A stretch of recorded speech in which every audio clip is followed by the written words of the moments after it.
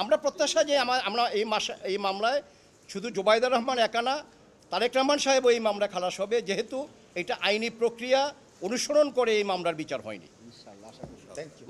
Thank you. দেখুন, বেগম জুবাইদুর রহমান পক্ষে আমরা যে আপিল দায়ের করেছি হাইকোর্ট ডিভিশনে against her conviction and sentence, সেটা আজকে আপিল এডমিট আগে হয়েছিল, রেকর্ডও আসছে, তো আজকে সেটা আমাদের অ্যানেক্স 15 নম্বর কোর্টে এই মামলার শুনানি শুরু হয়েছে। এবং my friend mister Zakir Hossain Bhuiyan, উনি সকাল 10:30 থেকে এক নাগাড়ে এই মামলার সমস্ত এজাহার, চার্জশিট, জাজমেন্ট, সাক্ষীর নকল সমস্ত কিছু উনি কোর্টকে পড়লেন। পড়ার পরে I was assisted as senior with my friend Mr. Ruhul Qudus Kajol and Barrister Kaisar Kamal and whole the defense team who were with me.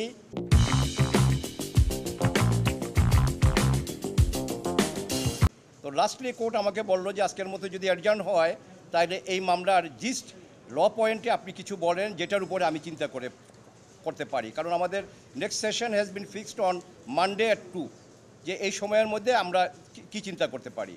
তো আমি দুটো পয়েন্ট আজকে কোর্টের নজরে এনেছি। একটা হলো যে মিসেস জুবাইদুর রহমান এই মামলায় তাকে দোষী সাব্যস্ত করা হয়েছে 27(1)/109-এ, বাট তার এগেনস্টে চার্জ হয়েছে 26(2) এবং 27(1) ধারা দুর্নীতি দমন আইনের রেড উইথ 109, শুধুমাত্র 27(1)/109 না, 26(2)তেও।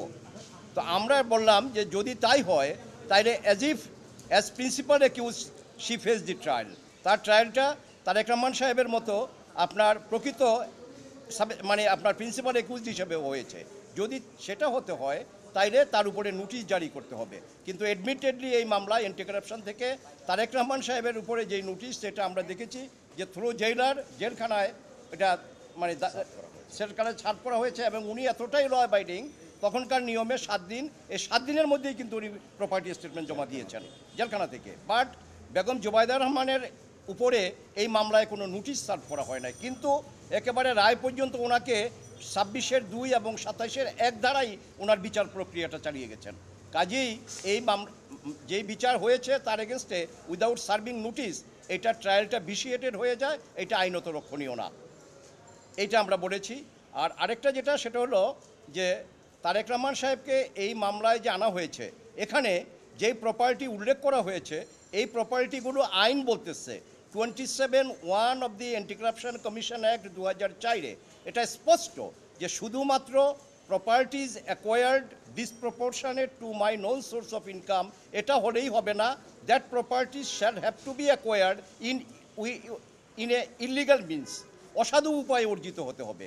কিন্তু এই মামলার চার্জে, এই মামলার এজাহারে বা এই মামলার চার্জশিটে বা এই মামলার সাজায় কোথাও এ কথা বলা নাই যে উনি অসাধু উপায়ে কোনো সম্পত্তি অর্জন করেছেন। কাজেই আইনের দিক থেকেই আপনার এই মামলাটা রক্ষণীয় না এবং এই জাজমেন্টটা টিকতে পারে না। Up to this extent we have submitted today before the honourable court. Next session আছে মানডে at 2, ওই দিন আমরা বাকি আর্গুমেন্ট করব। আইনের প্রক্রিয়াই অনুসরণ করা হয়নি, এটা পড়ে না, এটা এখন না, let it be finally decided by the trial court. আমাদের হিয়ারিং কনক্লুড হোক, তখন বলা যাবে। আমরা প্রত্যাশা যে আমরা এই মামলায় শুধু জুবাইদুর রহমান একা না, তারেক রহমান সাহেব এই মামলা খালাস হবে, যেহেতু এটা আইনি প্রক্রিয়া অনুসরণ করে এই মামলার বিচার হয়নি। Thank you.